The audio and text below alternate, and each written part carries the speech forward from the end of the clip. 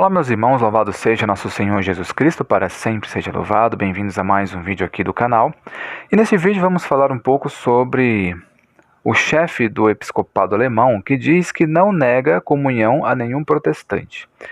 Isso é típico de muitos bispos, muitos padres da Alemanha. E muitos deles têm uma declarada rebelião contra a igreja, tá? Eles têm propostas muito ousadas, propostas muito absurdas, inclusive ditas no Sínodo da Amazônia, tá? Inclusive foi esse diálogo, o interreligioso e também a intercomunhão, que é a proposta de muitos desses bispos, muitos desses padres que querem dar a comunhão para todos. Qualquer um que chegar na igreja e se disser que fez o exame de consciência e se diz que está preparado para receber, ele vai receber a comunhão. Mesmo o padre, o bispo, sabendo que ele é protestante. Isso não pode acontecer. O bispo não pode, e nem o padre, nem nenhum sacerdote pode dar a comunhão para a pessoa que não é católica, que não é batizada, ou que não está em comunhão com a igreja. E também até os fiéis católicos que estão em pecado mortal, que precisam se confessar, precisam estar em comunhão com Deus, sem pecados graves, tá? Então é algo assim muito sério o que estamos vivendo, e é as propostas de pessoas que já não mais acreditam que Cristo está presente na Eucaristia, como esse bispo George Betzing. Ele fala na decisão pessoal de consciência, tá?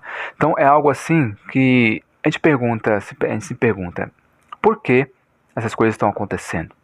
Não é? Por que existem propostas dessa que, se fossem tempos normais, não passaria por ninguém? Isso aí seria proibido na hora. E o padre, o bispo, seria excomungado por uma proposta como essa. E fazer isso. Inclusive lá na Alemanha, é comum os protestantes comungarem na igreja católica. Para muita gente isso é muito bonito, para muita gente isso aí é muito bacana, mas isso é a proposta para a agenda global da união das religiões, para você saber muito bem o que vai acontecer lá no futuro. Mas vamos ler aqui 1 Coríntios capítulo 11, versículo 27 até o 32. Portanto, todo aquele que come o pão ou bebe o cálice do Senhor indignamente será culpado do corpo e do sangue do Senhor. Que cada um examine a si mesmo, e assim coma e beba deste cálice. Aquele que come e o bebe sem distinguir o corpo do Senhor, come e bebe sua própria condenação. Essa é a razão porque entre vós há muitos adoentados e fracos e muitos mortos. Se nós examinássemos a nós mesmos, não seríamos julgados, mas, sendo julgados pelo Senhor, Ele nos castiga para não sermos condenados com o mundo. Palavra do Senhor, graças a Deus. Na realidade, não é somente a pessoa quer comungar. Ela precisa ter um exame de consciência. Primeiramente, ela decidir ser católica, porque não basta você ir lá, uma pessoa que é protestante e não quer deixar de ser protestante, mas quer comungar. Isso não pode acontecer. A pessoa que quer comungar na Igreja Católica, quer participar da Santa Eucaristia, é necessário um preparo. É lógico, a Igreja, ela acolhe os protestantes de braços abertos se eles quiserem se converter à Igreja Católica, quiserem voltar à Igreja Católica. Isso é, sem dúvida, algo que é muito bom, tá? Mas a conversão à Igreja Católica, não simplesmente ir lá e fazer bonito, ou então se mostrar, ou então achar que aquela Eucaristia é a mesma coisa da Santa Ceia protestante, porque não é. A Eucaristia é o corpo e sangue de Cristo. A Santa Ceia protestante é como se fosse uma representação, somente um simbolismo ali da paixão de Jesus. Já a Eucaristia não. A Eucaristia é o corpo e sangue de Cristo, tá? Então a pessoa que comunga indignamente, ela está se condenando. Então temos que prestar muito bem atenção nisso.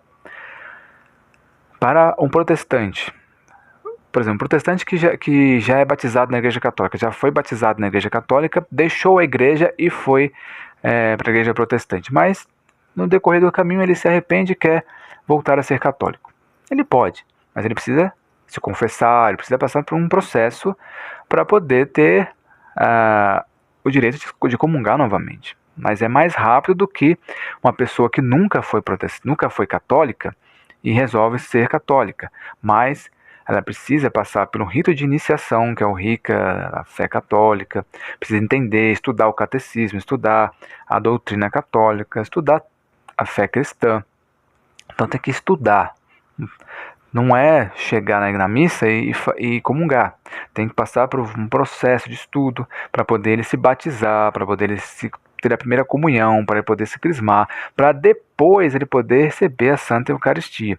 É um processo, tá bom? É algo assim que precisa de muito estudo. Quando a pessoa estuda para ser médico, ela não vai simplesmente chegar lá no hospital, vestir branco e falar, sou médico, porque eu quero. Não, ele precisa estudar. Não adianta eu querer ser advogado, ser médico, ser qualquer coisa, se eu não estudo.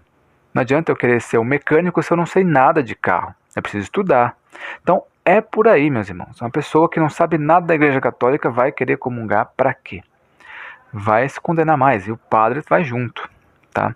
Então, é complicado. As pessoas não têm mais discernimento das coisas espirituais. Essa que é a grande realidade. Tanto aqui no Brasil, que aconteceu o fato lá da campanha da fraternidade, daquele pastor que comungou, né, na quarta-feira de cinzas, é a mesma situação aqui da Alemanha. Então é algo mundial, é uma proposta mundial de muitos bispos, padres e cardeais que propõem isso daí, porque não creem mais no espiritual, só creem no que você pode ver, só creem nas coisas mundanas, não creem mais no espiritual. As pessoas perderam a espiritualidade. As pessoas só pensam naquilo que podem ver, na carne, o que o homem vê. São religiões de homens, tá?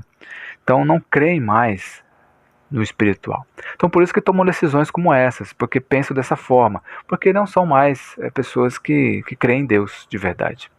Só creem em Deus por estar lá. Acho que Deus Deus é um só, Deus deixa tudo sair, não vale de nada. Então, muito em breve, não querem mais que você estude a catequese, que você não vai precisar fazer mais nada.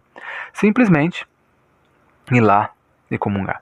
Então, estamos nesse ponto. E fora que lá para frente, como eu comentei em outros vídeos, vão querer tirar a Eucaristia, porque é muito católico e vai querer formar somente uma reunião de pessoas e fazer uma ceia qualquer de alguma coisa, uma partilha de alguma comida qualquer e falar que Jesus fez aquilo no passado. Então é algo assim, uma desmistificação da fé, desconstrução da fé, para que lá na frente forme a religião única, né, uma religião do anticristo. Está se unindo isso a todos os setores da sociedade, não somente a religião, mas também a parte econômica, a parte financeira, política. Está tudo definhando para depois unificar em uma coisa só. Isso é profético, isso está na Bíblia, não é profecia, seja qual for a profecia que esteja rolando por aí, isso já é profético, já está na Bíblia há muito tempo, tá? Antes de qualquer pessoa falar, não sou eu que estou falando, é Deus que fala na Bíblia, ok? Sobre tudo isso, sobre todas essas coisas que tem que acontecer. Inclusive, muitas pessoas falam que o anticristo é algo protestante, que é o apocalipse protestante, né, que as pessoas, nós católicos não deveríamos acreditar nesse negócio de anticristo, de fim dos tempos, porque é algo protestante.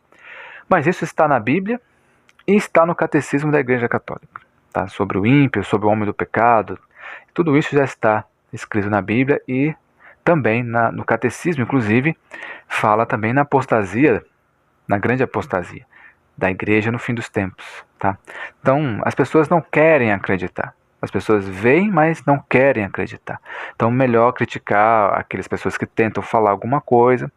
Mas lembre-se, Noé, ele era um teórico da conspiração até começar a chover. Então, isso, meus irmãos, espero que vocês tenham entendido. Que Deus abençoe a cada um de vocês e até o próximo vídeo.